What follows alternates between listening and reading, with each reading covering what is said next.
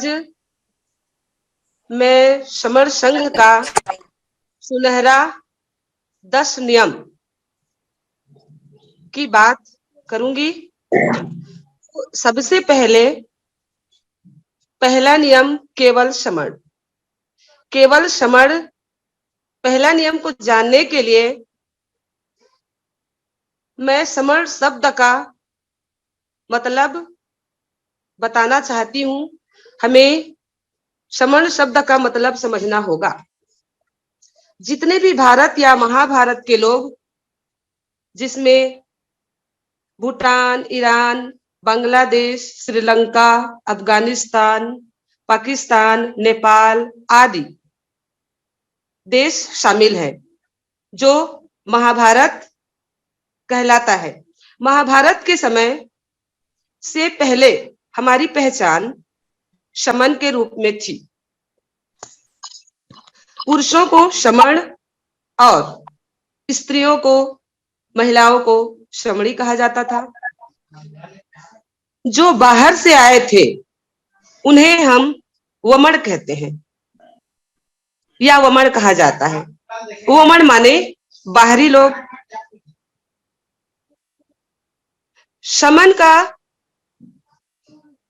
समन शब्द पाली भाषा या पाली शब्द का ही भाषा है। पाली साहित्य में वमन का जिक्र होता है, वमड़ी का नहीं। वमड़ी शब्द का कोई उल्लेख नहीं है। इसका मतलब हम ये समझें कि बाहरी लोग आने पर, यहाँ भारत में आने पर अपनी पत्नी साथ नहीं लाए थे। वर्तमान में जिन्हें वमड़ी या उनकी विचारधारा के हिसाब से हम उनको वमड़ी कह सकते हैं, उन्हें अपना इतिहास नहीं मालूम। आज की स्थिति में वह स्वयं को श्रेष्ठ कहती हैं या ऊंचा मानती हैं, और बाकी भारत के एक एक नारी को, जो जिसकी विचारधारा समानता पर है, जो मानवता पर है, ऐसी बहनों को वो अपने से छोटा मानती हैं और स्वयं को श्रेष्ठ। और जो स्वयं को श्रेष्ठ मानती हैं, ये निश्चित रूप से विषमतावादी हैं। इसीलिए इनको हम वमड़ी कह सकते हैं। इन्हें इनका इतिहास नहीं मालूम, इसलिए ऐसा ये सोचती हैं। हाँ, ये लोग अपना इतिहास आराम से जानते रहेंगे, सोचते रहेंगे, समझते रहेंगे। अभी हमें हमारा समण संघ क्या चाहता है, क्यों इकट्ठा करने की बात करता है, इसके नियम क्यों, कैसे, किस लिए, ये समझने की जरूरत है। विषमतावादी लोगों को हमने हमारे समण संघ में कोई स्थान नहीं दिया, क्योंकि इनकी विचारधारा लोगों को परेशान करना, लोगों से उनके अधिकार छीनना। अब अधिकार की बात करें तो कैसा अधिकार?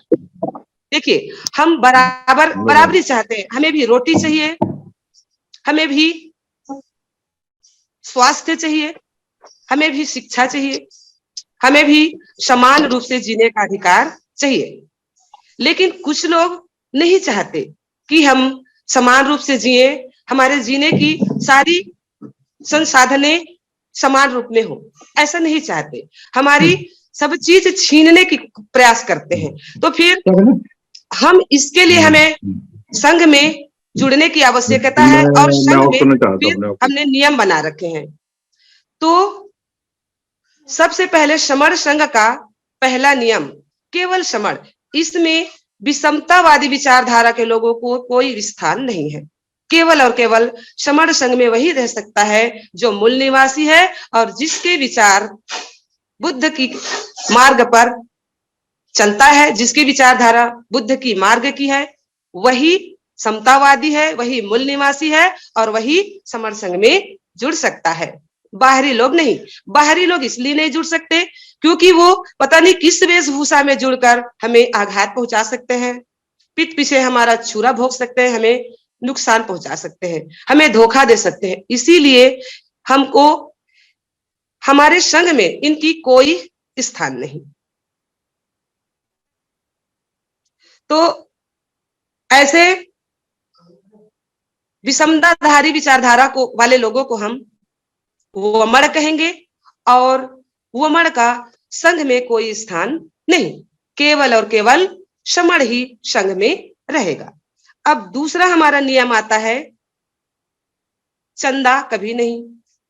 बिल्कुल, चंदे की अगर हम बात करें तो चंदा किसी विष से कम नहीं, ये सिर्फ और सिर्फ समाज को तोड़ने का काम करता है। अब कैसे चंदा से कैसे हमको नुकसान होगा, कैसे हम नहीं जुड़ सकते? देखिए, समर संघ, हमारा समर संघ की हम बात करें तो समर संघ किसी से पैसा, रुपया या किसी प्रकार का धन दौलत चंदे के रूप में नहीं लेता, ना कोई रत्न लेता है, ना कोई वस्तु लेता है, ना लेगा। सिर्फ और सिर्फ हम पुराने समय की हमारे जो महापुरुष हमें जोड़ने का जिन्होंने काम किया, उनको याद करें, उनकी मार्ग की हम बात करें तो आज भी हमें उदाहरण के रूप में दिखता है। हमारे महापुरुष कभी किसी से चंदा नहीं लिए, यहां तक कि हमारे भिक्षु लोग पका पकाए भोजन को लेते थे दान में और एक टाइम भोजन करते थे। कभी उन्होंने कच्चा अनाज नहीं लिया, न किसी प्रकार के कोई सोने चांदी रुपये धन दौलत रत्न आभूषण कोई भी चीज उन्होंने, यहाँ तक कि कच्चा अनाज तक को नहीं लिया, तो और की तो हम बात ही ना करें। वो पका पकाया भोजन लेते थे और खाते थे और वही बात खत्म हो जाती थी लेने की बात। तो आज के समय में भी हमारा समर संघ कभी किसी से चंदा नहीं लेता है। अब यहाँ सोचने की बात आती है कि इतनी बड़ी संगति, इतना बड़ा संघ बगैर चंदा के कैसे चलता है? किसी को भी प्रश्न उठता होगा मन में कि बगैर चंदा के संघ कैसे चलेगा भाई? तो संघ बिना चंदा के चलता है, चल रहा है। वो ऐसे हम कहीं पर भी किसी प्रकार की संगीति करते हैं, भौतिक बैठकें करते हैं, तो हम अपना आने जाने का खर्चा स्वयं उठा लेते हैं। वहां बैठने का खर्चा, हॉल का खर्चा, भोजन का खर्चा सब अपने अपने खुद उठाते हैं। इसीलिए अलग से चंदे रुपए इकट्ठे करने की कोई आवश्यकता नहीं। कभी कभी हम कुछ कुछ आसपास की संगति में ऐसा भी करते हैं, और प्राय कंपलसरी है, सभी संगति में भी हम ऐसा करते हैं कि 4 पराठे अपने लिए टिफिन के रूप में ले जाते हैं। टिफिन में भर के 4 पराठे ले जाते हैं और 4 पराठे के साथ साथ 2 पराठे एक्स्ट्रा रख लेते हैं, और वो 4 पराठे हम उन दूर दराज से आए भाई बहनों के लिए रखते हैं। अगर वो किसी कारणवश टिफिन नहीं रख पाया या ज्यादा दूर से आया है तो उनके लिए रखना संभव नहीं हुआ, तो हम 2 पराठे उनके लिए भी रखते हैं, और सारे संगी भाई बहन वहां पर अपना भोजन एक साथ मिला करके साथ साथ बांट करके खाते हैं, मिल करके खाते हैं। कोई अलग से खाना नहीं खाता, अलग से खाना खाने बैठता नहीं, न किसी के पास अलग से कोई स्पेशल खाना होता नहीं है। सबका खाना एक जैसा होता है और सब मिला के खाते हैं शेयर करके। तो जब हम अपना सारा खर्चा स्वयं उठा लेते हैं तो चंदे की क्या आवश्यकता? इसीलिए हमारा समर संघ कभी किसी से चंदा लिया है न लेगा, और जब चंदा लेते ही नहीं है हम तो चंदा देंगे भी क्यों? चंदे की जो बीमारी है, चंदे नामक बीमारी है, इस समाज को कभी जोड़ने नहीं देगा, ये तोड़ने का काम करता है। यहाँ पर पैसे की, वर्चस्व की लड़ाई शुरू हो जाती है, और जहां लड़ाई वहां बिखराव। तो समर संघ जोड़ने की बात करता है, तोड़ने वाली बीमारी को हम किसी प्रकार की कोई स्थान नहीं देते। अब हमारा तीसरा नियम आता है, जाति अभ्यास कभी नहीं। जाति का अभ्यास हम इसलिए नहीं करते हैं क्योंकि जाति ऊंच नीच का अभ्यास करता है, ऊंच नीच में भेद करता है, ऊंच नीच की बात सिखाता है। केवल यहाँ मूल निवासी जो भाईचारा, मानवतावादी और समर संस्कृति के जो लोग हैं वही समर संघी हैं, समर संघ के सदस्य हैं। जाति रूपी जहर ने हमेशा भेदभाव सिखाया, लोगों को टुकड़े में बांटा, अपने पराये की पाठ पढ़ाया। इसीलिए जाति का कोई स्थान नहीं। जाति विशेष संगठनों में होता है, अमुक जाति का अमुक संगठन, अमुक लोगों का अमुक संगठन, ऐसा। तो जबकि हमारा संघ विशाल है, एक सागर की तरह है, यहाँ जाति अभ्यास बिल्कुल नहीं। लगभग निश्चित रूप से जाति पर तो प्रतिबंध है, जाति अभ्यास पर तो बिल्कुल प्रतिबंध है, जाति अभ्यास समर संघ में निषेध है। अब हमारा आता है चौथा नियम, केवल संघवाद। समर संघ में केवल संघ की बातें करना होता है। यहाँ पर सभी मूल निवासियों को इकट्ठे रहने की बात करनी होती है, न तो धर्म की बात करना, न किसी संगठन की बात करना, न ही मुखिया, प्रमुखवाद, अगुवावाद, मालिकवाद, अध्यक्ष, उपाध्यक्ष, सचिव, न किसी प्रकार से कोषाध्यक्ष, किसी प्रकार के जो इतने सारे अन्य टुकड़े टुकड़े में रहने वाले लोगों के नियम जो होते हैं, ऐसा हमारा बिल्कुल नहीं है। यहाँ केवल और केवल हम बात करेंगे तो सिर्फ संघ की बात करेंगे, संघवाद की बात करेंगे। ऐसी कोई नीति का कोई स्थान नहीं जो हमें इकट्ठे होने से रोकता है या इकट्ठे करने में बाधक होता है। तो आओ हम सब मिलकर विचारों से जुड़े और केवल संघ की बात करें, संघवाद की बात करें। अब हमारा आता है पांचवा नियम, पद प्रतिष्ठा मंचमाला कभी नहीं। संघ में किसी प्रकार का कोई पद नहीं होता, केवल स्पोक होता है या वक्ता होते हैं। वक्ता हम उसी को बनाते हैं, हमारा पूरा संघ, समर संघ कोई एक के कह देने से वक्ता नहीं बन जाता, उसको भी परखना होता है। और परखना कैसा? समर संघ के वो नियम जानता हो, समर संघ को समझता हो, वह व्यक्ति संघ के नियम को मानता हो और अन्य लोगों को संघ का सटीक परिचय करा सकता हो, उन्हीं को स्पोक या वक्ता बनाया जाता है। और अन्य कोई पद नहीं होता संघ में। संघ में सब बराबर होते हैं, कोई छोटा या बड़ा या नया या पुराना नहीं होता। जो संघ को समझ जाता है और औरों को समझा लेता है वह स्पोक होता है। जब सब बराबर ही हैं तो किसी प्रतिष्ठा स्पेशल नहीं होता, किसी की अलग से स्पेशल प्रतिष्ठा नहीं होती, ना अलग से विशेष माला या फूलों से उसका स्वागत किया जाता है, ना मंच बनाया जाता है, ना मंच पे किसी को स्पेशल कुर्सी देकर बिठाया जाता है, और न ही फूलों से उसका विशेष कोई स्वागत होता है। न किसी का कोई वहां विशेष करके जयकारा नहीं होता कि भाई आप तो बहुत स्पेशल हो, आप आए तो हमारा तो संघ में हमारा कहिए कि चार चांद लग गया आप ही के आने से, ऐसा नहीं। यहाँ कोई नया पुराना आज का जुड़ा व्यक्ति भी संघ की बात समझ के लोगों को समझाता है तो वो स्पोक है। और संघ में कोई छोटा बड़ा या नया पुराना बिल्कुल नहीं होता, संघ में सब समान होते हैं। हाँ, संघ में कोई भी अपनी बात रखने के लिए, अपनी बात रखना चाहता है तो संघ का परमिशन लेना होता है या हैंड रेस करके अपनी सहमति लेता है कि मुझे बात करनी है, तब वह संगीति में या संघ के या पोर्टल में कहीं पर भी बात करनी हो तो बात करता है, या फिर उसको संघ बुलाता है तब वो बात कर सकता है। बिगैर परमिशन के बात भी नहीं कर सकती। तो इस प्रकार से पांचवा नियम हमारा बहुत ही सुंदर, जो जुड़ने के लिए कारगर साबित होता है। पद प्रतिष्ठा मंचमाला कभी नहीं। फिर हमारा अगला नियम, छठा नियम आता है, पंजीकरण कभी नहीं। पंजीकरण किसी संगठन, राजनीतिक दल या कंपनी, पार्टी, इंडस्ट्रीज, जमीन का होता है। संघ तो सबसे बड़ा है, संघ का कोई नेता नहीं होता। अगर कोई नेता को मानता है संघ तो वह केवल और केवल भारत का संविधान, हमारा समर संघ हमारे भारत के संविधान को ही मानता है। उसकी एक एक बात को मानते हैं, उसका कोई भी बात हम उल्लंघन नहीं कर सकते।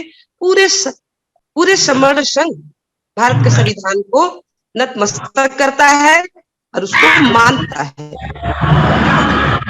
एक बात और है, फिर भी संघ की हम बात करें तो संघ नियम भी बना सकता है, इसीलिए संघ सर्वोपरि है, संघ से ऊपर कोई नहीं। तो संघ जब सबसे बड़ा है तो फिर किस बात की पंजीकरण? ये इतना विशाल है, इसको पंजीयन करने की, इसकी पंजीकरण करने की कोई आवश्यकता नहीं होती है। इसका कोई मालिकाना हक नहीं होता किसी अकेले का, इसका कोई अकेला मालिक नहीं होता है। संघ में सब बराबर हैं। संघ का कोई भी बात, कोई भी कानून तब पारित होता है जब बहुमत के आधार पर नियम बातचीत की जाती है, एजेंडा लाया जाता है, और जब उसका बहुमत होता है तो वह संघ का नियम बन जाता है और उसको फिर पारित किया जाता है, वह मान्य हो जाता है। तो ऐसी नियम हमारे जो पंजीकरण कभी नहीं है, इसकी आवश्यकता हमको पंजीकरण की कभी जरूरत नहीं पड़ेगी संघ में। अब आता है हमारा 7वां नियम, संघादि से सबसे ऊपर। इसका अच्छा उदाहरण है तथागत बुद्ध। सबसे अच्छा उदाहरण तथागत बुद्ध का हम सुनते आ रहे हैं, सुनते हैं, पढ़ते हैं, हमेशा पोर्टल पर भी समझाया जाता है। तथागत बुद्ध को संघ की बात माननी पड़ी थी, उनका आदेश मानना पड़ा था। अब हम अपनी छोटी छोटी उदाहरण अपनी परिवेश से भी हम ले सकते हैं या देखने को मिलता है। कोई समाज के विचार से अलग होकर के अगर कोई कार्य करता है तो उसे समाज पनिश करता है, सजा देती है, और वह समाज से हटके नहीं रह सकता। अगर वह समाज की बात को नहीं मानता है तो समाज से निष्कासित किया जाता है। जैसा भी समाज उसको सजा के रूप में उसके लिए नियम बनाएंगे, उस नियम को उसको पालन करना होता है। एक और छोटा सा उदाहरण मैं समझाना चाहूंगी। गांव की बात है। गांव में एक गांव है जो पूरी तरह से नदी नाले से घिरा हुआ था, छोटे छोटे नालियों से घिरा हुआ था, नदियों से। अब वहां पुल की जरूरत थी। उन्होंने बहुत सालों से पुल की मांग करते आ रहे थे। जब पुल नहीं बनाया गया तो वो नाराज हुए और उन्होंने एक निर्णय लिया, पूरे इकट्ठे होकर उन्होंने निर्णय लिया कि हमारे गांव में अगर पुल नहीं बना तो हम चुनाव को बहिष्कार करेंगे। और सबकी एक राय पर उन्होंने ऐसा घोषणा कर दिया कि हमारे यहाँ कोई वोट मांगने ना आएगा, न हम किसी प्रकार की कोई चुनाव प्रक्रिया करने देंगे। पूरी सरकार झुकी, सिस्टम झुका, और कोई सिस्टम उनका कुछ नहीं बिगाड़ पाए क्योंकि वो लोग इकट्ठे थे। और अंत में ये मैं खुद देखी हूँ इस बात को, ये मेरे सामने हुआ है। नेक्स्ट ईयर पुल बना वहां पे। तो ये है संघ की ताकत, इकट्ठे होने के फायदे। तो हम इकट्ठे हो जाएं, साथ रहें और संघ की बात को माने, संघ के साथ चलें, संघ को ताकतवर बनाएं। संघ का आदेश सबसे ऊपर होता है, उससे ऊपर हम बिल्कुल नहीं। हमारा उसके बाद आता है नियम 8वां, संघ राजनीति में कभी नहीं जाएगा। अब संघ की और राजनीति से हम क्या तालमेल करें? संघ राजनीति से बहुत ऊपर है। राजनीति में कोई हमारा संघ का व्यक्ति अगर जाना भी चाहेगा तो वो जाएगा, जा सकता है, लेकिन संघ कभी उसको अपना पर्चा नहीं देगा, अपना छाप नहीं देगा। वो अपने अलग से राजनीति कर सकता है। हाँ, फिर भी वो संघ की बात को मानेगा, संघ के नियम पर चलेगा, तो वो संघ में संघी कहलाएगा राजनीति करते हुए भी, अन्यथा वह संघ से हट सकता है, हटा दिया जाएगा। इसीलिए संघ राजनीति से ऊपर है, काफी ऊपर है, और राजनीति में संघ कभी नहीं जाएगा, न किसी को अपना छाप देगा। जो जाना चाहता है वो जा सकता है अपनी इच्छा, लेकिन फिर भी संघ के नियम को मानते हुए, संघ की विचारधारा को ले जाते हुए। अब हमारा आता है 9वां नियम, संघ घातक की वापसी कभी नहीं। अब संघ घातक कौन? संघ घातक वही है जो संघ को चोट पहुंचाता है, संघ को बिखरने का काम करता है, संघ में भेद कराता है, संघ को तोड़ने का प्रयास करता है। या किसी प्रकार से संघ को नुकसान पहुंचाता है, वह संघ घातक कहलाता है। तो ऐसे संघ घाती को हम वापस क्यों लें? कोई माफी नहीं उसके लिए। अगर हम उसको आज माफ करते हैं तो हमारे लिए गलत संदेश आ जाएगा। वो तो बदमाशी करता रहेगा संघ में आकर, क्या गारंटी है कि वो आगे बदमाशी नहीं करेगा या संघ को तोड़ने का काम नहीं करेगा, संघ की बुराई नहीं करेगा। तो जो संघ घाती संघ घात लगा लेता है, उसके ऊपर संघ घातक का एक बार संघ घाती बन गया वो, तो ऐसे व्यक्ति को कभी वापसी हमारा संघ नहीं लेता, कोई उसकी माफी नहीं होती। तो इसके बाद हमारा आता है 9वां नियम। हाँ, हमारा 10वां नियम। 10वां नियम क्या है? इन 9 विनय को संरक्षित करता है। उपरोक्त 9 विनय का संघ आधार है एक, ना तो ये कभी बदले जाएंगे, ना कभी खत्म किए जाएंगे और ना ही कभी अमान्य किए जाएंगे। ये हमारा जो 10 नियम है, यह नियम पर जो चलेगा वह समर संघी है, जो नहीं चलेगा वो समर संघी भी नहीं है। तो किसी प्रकार से हम समर संघी तब कहलाएंगे जब हम ये 10 नियम को पालन करेंगे। तो 10वां नियम हमारा इसलिए बना है कि ये सारे नियम को वह संरक्षित करता है और इसकी घेरा लगा के रखा है। ना तो ये 9 नियम हमारे कभी बदले जाएंगे और नहीं कभी खत्म किए जाएंगे। तो मैं अंत में जुड़ने और जोड़ने की अपील करते हुए एक बात मैंने अभी कही, संघ की ताकत को छोटा सा उदाहरण मैंने अपने आंखों से अपने सामने मैंने देखी है, संघ को जीतते हुए देखी है। तो जीतने के लिए संघ में रहना है, संघ को ताकतवर बनाना है। इकट्ठे होकर हम ताकतवर बनेंगे, संघ को ताकतवर बना सकेंगे।